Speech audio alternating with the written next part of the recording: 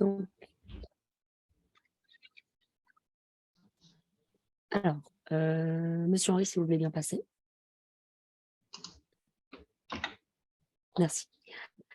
Alors, je fais un bref mot d'introduction sur le photovoltaïque et les établissements recevant du public avant de laisser la parole au capitaine Henri Bruno. Donc, simplement, tout d'abord, sachez que la Commission centrale de sécurité a émis 2 avis sur les mesures de sécurité à prendre en cas d'installation de panneaux photovoltaïques sur les ERP. Donc, un premier avis en 2009 et un second en 2013. Donc, n'hésitez pas à les consulter, ils sont vraiment très intéressants et regorgent de bonnes pratiques sur les différentes mesures de sécurité à prendre. Diapo suivante. Notamment, je vous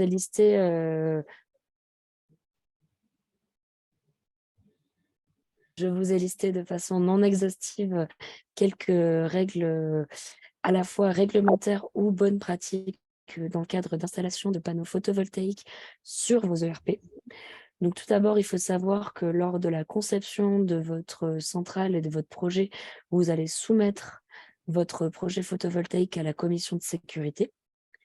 Donc ce dossier comprend à la fois un dossier technique. Je vous laisserai lire l'ensemble des pièces à remettre dans le dossier technique. On ne va pas les faire toutes aujourd'hui. Et ce dossier technique sera accompagné d'un avis émis par un organisme agréé, donc avis favorable ou défavorable. Ensuite, pour l'installation sur les ERP, vous devez absolument réaliser une étude structure pour attester de la portance de votre bâtiment. Vous avez également des règles spécifiques sur l'implantation des modules à respecter, des règles qui concernent notamment des capacités de cheminement des services de secours en cas d'incendie ou autre. Peut-être que Monsieur Henri reviendra plus en détail plus tard sur ces règles spécifiques, mais ça concerne des règles de distance par rapport notamment à la bordure ou alors des règles sur la longueur linéaire maximale de vos champs photovoltaïques et la distance entre les différents champs. Et il y a une signalétique également à mettre en place, une signalétique au niveau de l'accès des services de secours ou une signalétique au niveau des locaux techniques indiquant la présence des panneaux, des onduleurs, etc. Durant l'exploitation, n'oubliez pas que vous avez un entretien annuel à réaliser à minima. Et enfin, un bureau de contrôle agréé devra intervenir tous les 3 ans. Donc voilà, j'en ai fini pour la petite présentation sur photovoltaïque et ERP. Je laisse donc la parole au capitaine Henri Bruno sur la sécurité incendie et les panneaux photovoltaïques. Merci. Merci Madame Petit, bonjour à toutes et à tous. Je vais tout d'abord commencer par me présenter. Donc, je suis le capitaine Bruno Henry et je suis affecté au bureau des risques industriels. Donc on est en charge pour le département du Bas-Rhin de l'instruction de tous les dossiers de permis de construire ou déclaration préalable pour les établissements Céveso, les établissements industriels et tout ce qui est bâtiment agricole. Voilà. Avant de commencer dans le vif du sujet, quelques mots introductifs. Donc voilà, ce sera un discours qui sera relativement généraliste. En tout cas, je ne me prétends pas du tout expert en matière de photovoltaïque, je ne suis pas électricien non plus. Donc voilà, l'idée, c'est vraiment de vous présenter, de notre point de vue à nous, de sapeurs-pompiers, les risques que peuvent présenter les panneaux photovoltaïques et les complexités d'intervention qu'ils peuvent générer pour nous. Tout simplement.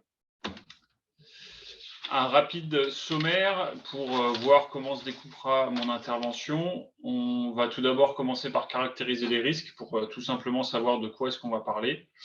Et volontairement, j'ai élargi un peu plus le champ que uniquement le photovoltaïque en toiture parce que c'est quelque chose qui est très tendance en ce moment, le photovoltaïque sous de multiples formes. On passera ensuite vraiment au cœur de l'intervention sur les problématiques pour les services d'incendie et de secours, notamment par rapport à l'incendie, mais on verra qu'il y a bien d'autres problèmes. Et on terminera enfin par quelques bonnes pratiques en matière d'installation de panneaux photovoltaïques.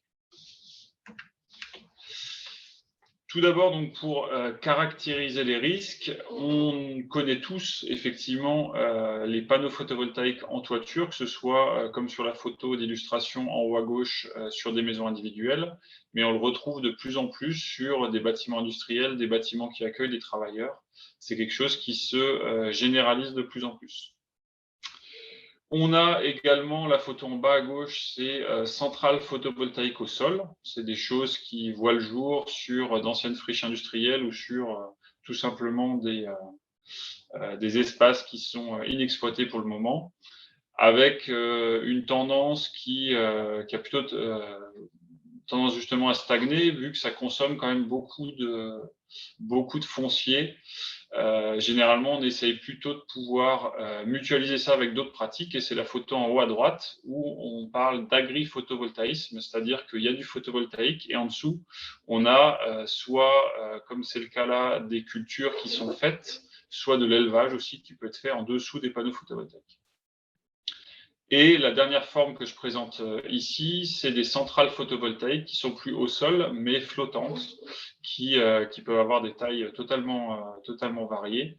Et on le voit beaucoup dans le département du Bas-Rhin sur d'anciennes gravières qui sont plus exploitées et qui permettent comme ça de rentabiliser une surface qui n'a plus d'autre destination que juste une étendue. Voilà pour cette partie-là. Une fois qu'on sait de quoi on parle, globalement, première partie qui nous intéresse, ça va être la caractérisation des risques, dans le sens où le panneau photovoltaïque, ça peut être la source d'un incident. Alors pourquoi ça peut être la source d'un incident, notamment sur la partie incendie? Le premier point, c'est tout simplement le défaut matériel. C'est un panneau qui est défectueux parce qu'il y a un problème au niveau de la conception, parce que on est sur une installation qui est obsolète, et c'est vraiment le matériel en lui-même qui va être la source de l'incendie. Un défaut de mise en œuvre, une mauvaise installation avec un court-circuit ou je ne sais quoi qui va provoquer un incendie. Et après, le panneau photovoltaïque qui va être cassé par la grêle, par le vent, par un arbre qui va venir tomber dessus. C'est aussi à ce moment-là qu'on va pouvoir avoir des problématiques de mise à feu des panneaux photovoltaïques. Et je vous ai mis également la photo en bas à droite. Alors ça se passe en Asie. Mais il ne faut pas croire que le panneau photovoltaïque, quand bien même il flotte sur l'eau, ne peut pas être la source d'incendie d'ampleur, comme c'est le cas là. Là, en l'occurrence, c'était suite à un épisode météo relativement intense avec beaucoup de vent. Tous les panneaux photovoltaïques sont venus s'empiler. Ça a dégradé forcément les installations et ça a créé cet incendie. Donc ça, c'est pour la partie où le panneau photovoltaïque va être la source de l'incident.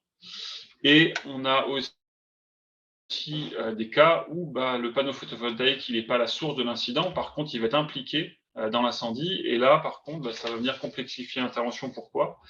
Parce que même s'il y a du métal, même s'il y a du verre, il y a quand même un certain nombre de matériaux électriques qui sont combustibles et qui, du coup, viennent alimenter le feu. On va avoir la présence d'un risque électrique supplémentaire, en plus du risque réseau qui est généralement présent dans tous les bâtiments. Et on peut avoir certaines interactions, si les installations sont mal conçues, avec des incompatibilités entre l'installation des panneaux photovoltaïques et les installations de désenfumage. Voilà. Donc, pour synthétiser, les problématiques que cela pose pour nous, je vous ai concocté le schéma suivant. Donc, forcément, production photovoltaïque, on a un risque électrique. On a, dès lors qu'on évolue en toiture, un risque de chute, parce qu'on est sur des éléments qui sont relativement fragiles et glissants.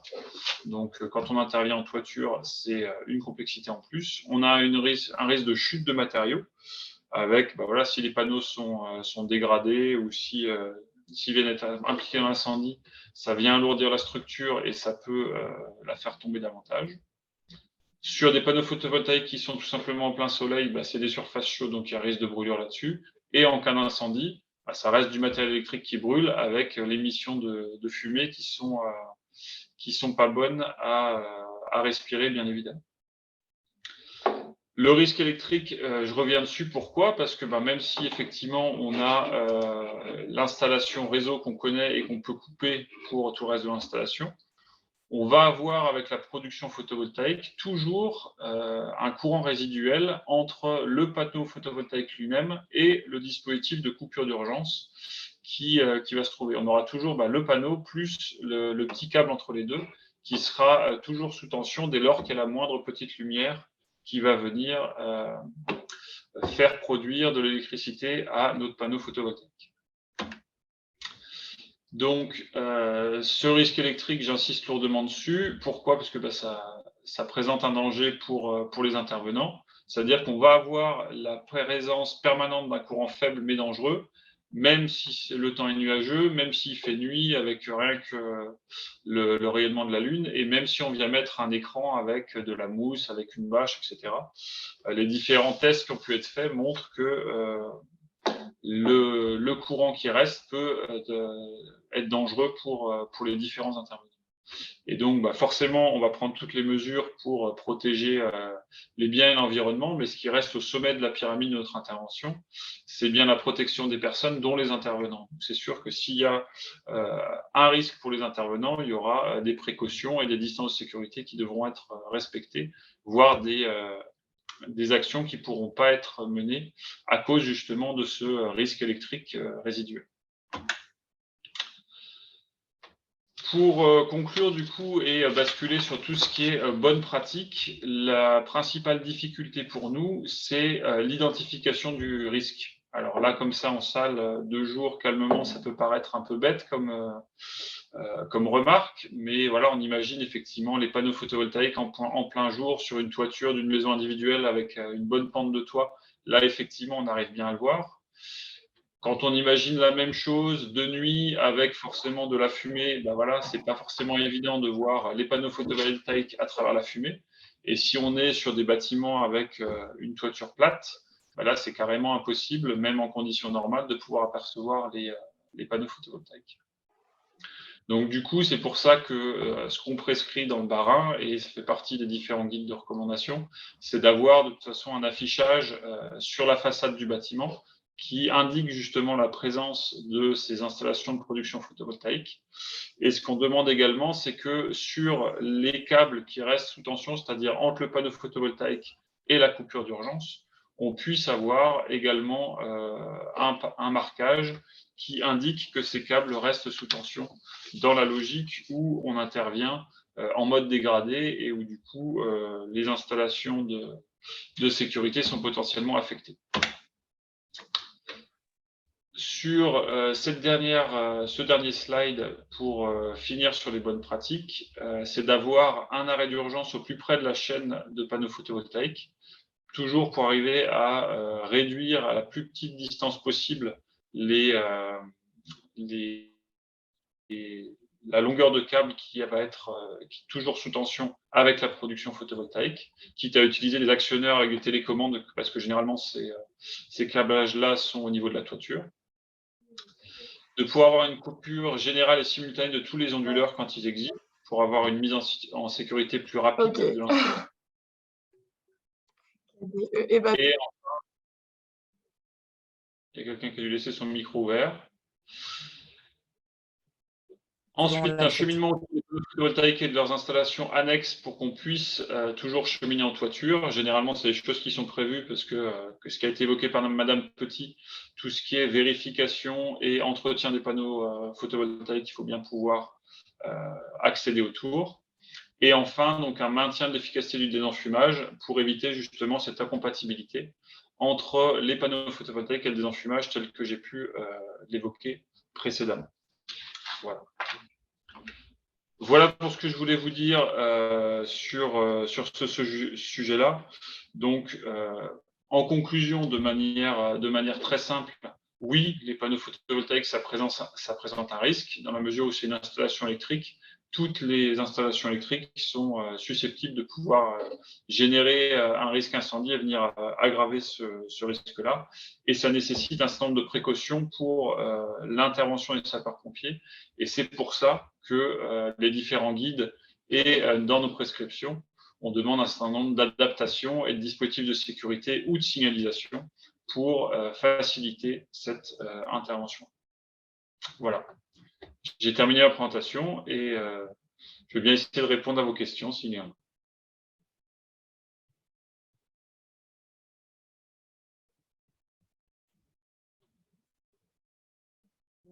Oui, merci beaucoup pour cette présentation. Je voulais juste mettre la petite liste juste après avant que tout le monde ne nous quitte sur les prochains rendez-vous. Donc, merci beaucoup déjà d'une pour ces précisions. On va prendre les questions dans un instant. N'oubliez juste pas nos prochains rendez-vous. Donc, vous retrouverez ce webinaire, le replay de ce webinaire et les précédents et les suivants sur notre chaîne YouTube. Et les prochains rendez-vous, donc le groupe de travail sur l'autoconsommation collective le 27 juin, la formation co-développement à Champenoux le 3 juillet, un voyage d'études en Suisse à la découverte de projets photovoltaïques et éoliens de territoire le 7 juillet et notre prochain agenda le 10 juillet. Donc, je vais passer tout de suite la parole d'abord à Colline qui avait levé la main et juste après, je prends la question de Vincent Rivolet. Bonjour, merci pour ces informations. Moi, je me permets de vous poser la question telle qu'on l'entend chez nous, c'est est-ce que s'il y a du photovoltaïque, vous laissez brûler les maisons? Alors, c'est généralement la chose qui fait débat, mais c'est pas la question du photovoltaïque. En fait, c'est ce que j'expliquais. Globalement, nous, on a une pyramide de priorité, c'est les personnes en premier, ensuite les biens, ensuite l'environnement. Et ce que j'expliquais dans la présentation, dans les personnes, on inclut forcément les différents intervenants. Donc, le but pour le commandement des opérations de secours, c'est d'arriver à trouver le bon équilibre dans une balance qu'on évoque généralement entre les bénéfices d'une action et les risques que ça va pouvoir engendrer. Donc l'idée, c'est de pouvoir prendre un maximum d'informations, sachant que le commandant des opérations de secours, lui, il doit prendre des décisions dans l'urgence et généralement dans l'incertitude, parce qu'il y a un certain nombre de paramètres qu'on ne maîtrise pas au moment où on va effectuer ces différentes actions. Donc non, on ne laisse pas brûler les maisons en présence de panneaux photovoltaïques. Par contre, on ne va pas non plus faire courir des risques inconsidérés à nos personnels s'il y a un doute sur la sécurité des intervenants. Merci beaucoup. Je vous en prie. Alors, on a une autre question. Est-ce que les installations photovoltaïques de grande envergure doivent être intégrées dans le plan communal de sauvegarde? Et si oui, est-ce qu'il y a des exemples de communes? Alors, le plan communal de sauvegarde, ça reste un document qui reprend tous les risques qui sont présents au niveau de la commune. Ça ne me paraît pas inadapté que cet élément-là puisse apparaître dans le plan communal de sauvegarde, dans la mesure où ça peut être la source d'un certain nombre de risques. Par contre, à ma connaissance, je n'ai pas d'exemple de commune qui l'a encore intégré dans son plan communal de sauvegarde.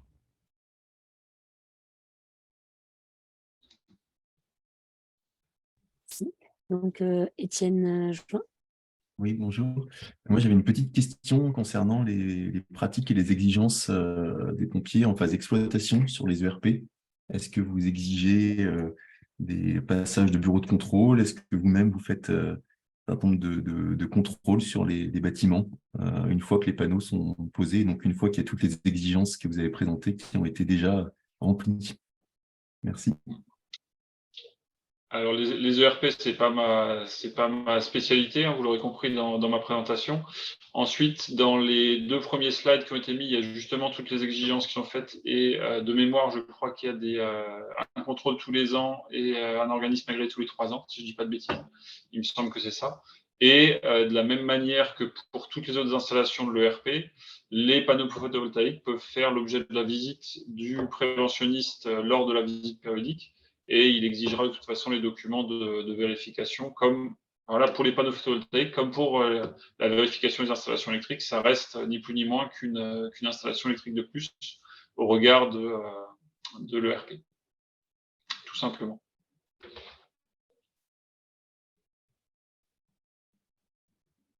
Oui, je t'en prie, Colline. J'ai une petite question, je ne sais pas si vous avez des statistiques sur les déclarations incendie avec des installations photovoltaïques ou pas? Non, j'ai pas de données chiffrées du tout en la matière. Oui, Vincent. Oui, bonjour. Merci pour déjà cette présentation. Et j'avais une question. Est-ce que du coup, dans le cas d'une intervention sur un feu sur une toiture, il y a des risques supplémentaires pour une installation photovoltaïque par rapport à une installation par rapport à une toiture qui n'aurait pas cette installation? Oui, tout à fait. C'est ce que j'expliquais dans ma présentation. Il y a forcément un risque électrique résiduel avec la production des panneaux, même après la coupure du réseau. Et les panneaux photovoltaïques, en plus, pour se cibler sur les principaux, ça amène une surcharge sur la toiture qui peut du coup faciliter un peu plus l'effondrement qu'une toiture simple. Ok, merci. Alors, on a une question de Madame Bourru. Est-ce qu'il y a des différences d'analyse des situations, donc plus ou moins d'exigences, en fonction des 10 départementaux? Parce que Madame Bourru est dans les Ardennes. Pas des différences d'interprétation des exigences entre les 10, je pense. Alors oui, bien sûr, il peut y en avoir, parce que du coup, nos avis sont rendus au regard du lieu d'implantation de l'installation en question. Et là où il peut y avoir des différences, notamment, je pense, c'est sur tout ce qui est centrale photovoltaïque au sol, notamment sur les dimensions, les accès et les ressources en eau dont il va falloir justifier pour obtenir un avis favorable des services d'incendie et de secours.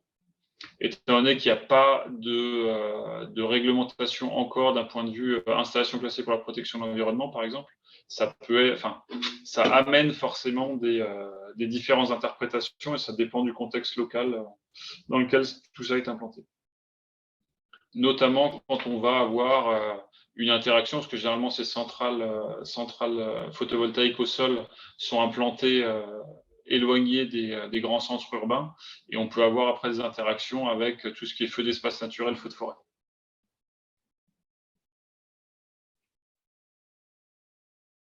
Et donc, si on vous comprend bien, donc effectivement, les recommandations sont très localisées. Donc, pour répondre à la question de Monsieur Louis Guiton, enfin, je ne vais pas y répondre, mais la question est-il, y a-t-il une uniformisation des recommandations entre les régions?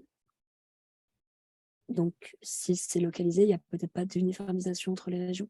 Non, il n'y a pas d'uniformisation. Non. Je vais me permettre de poser une question à mon tour. Donc, vous parlez du PV au sol, mais la question que je me pose, c'est, on le voit, il y a de plus en plus d'ombrières photovoltaïques et de toute manière, avec les récentes lois sur l'accélération des énergies renouvelables, il va y en avoir de plus en plus. Est-ce que, au niveau des ombrières photovoltaïques, vous avez des préconisations spécifiques, des difficultés d'intervention, enfin voilà, une approche du coup complètement différente, j'imagine, de l'approche en toiture et des recommandations que vous pourriez nous faire sur les installations de ces ombrières? Globalement, en plus des autres types d'installations photovoltaïques, le point de vigilance sur les ombrières photovoltaïques sur les parkings, c'est l'accessibilité des engins de secours.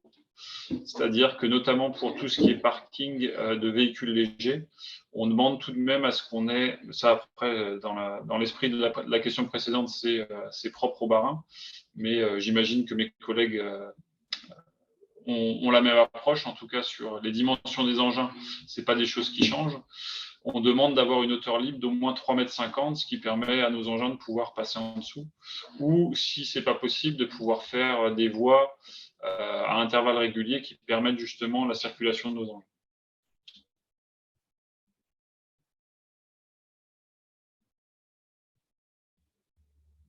Merci.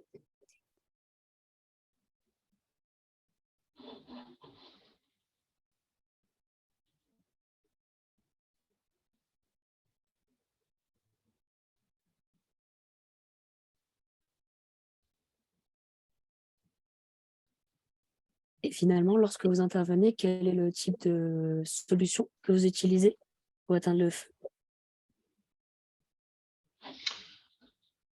Il y a deux types de réponses. Vraiment, sur un feu naissant, on va privilégier des agents extincteurs qui sont compatibles avec le risque électrique. Donc, ça va être principalement de la poudre ou du CO2. Après, sur un feu généralisé, il n'y a pas d'autre solution que l'eau. Donc, l'idée, ça va être de pouvoir couper toutes les sources d'énergie, aussi bien l'électricité réseau que l'électricité photovoltaïque que d'autres énergies comme le gaz, par exemple, et de pouvoir ensuite appliquer de l'eau. Et c'est généralement au moment où on va appliquer de l'eau qu'on va voir quel effet ça fait. Est-ce qu'il y a des arcs électriques, est-ce qu'il y a des réactions violentes avec les métaux ou avec d'autres matériaux qui sont en présence. Et à partir de ce moment-là, ce sera les intervenants qui décideront est-ce qu'il vaut mieux avoir une attaque directe sur le sinistre ou est-ce qu'il vaut mieux protéger ce qu'il y a autour en fonction justement de la réaction de l'agent extincteur avec l'incendie. Mais sur des feux généralisés sur une grande surface, il n'y a pas d'autre agent extincteur que l'eau qui puisse être utilisé parce qu'on n'est pas capable de pouvoir mettre ces agents extincteurs en grande quantité, que ce soit la poudre ou le CO2. Ça ne marche pas dès lors qu'on parle de plusieurs dizaines de mètres carrés. Ce n'est pas envisageable.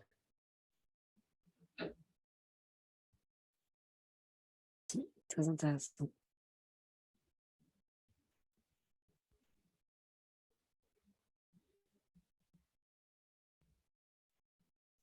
Eh bien, il est 12h30. Je vois qu'il n'y a pas de nouvelles questions. Donc, je vous remercie encore infiniment pour votre intervention, Monsieur Henry. N'hésitez pas, du coup, à visionner le replay sur notre chaîne YouTube et à nous rendre visite pour les prochains déjeuners ou événements. Je regarde. Et merci à tous et bon appétit. Merci à vous. Bonne fin de journée. Au revoir. Merci. Bonne fin de journée.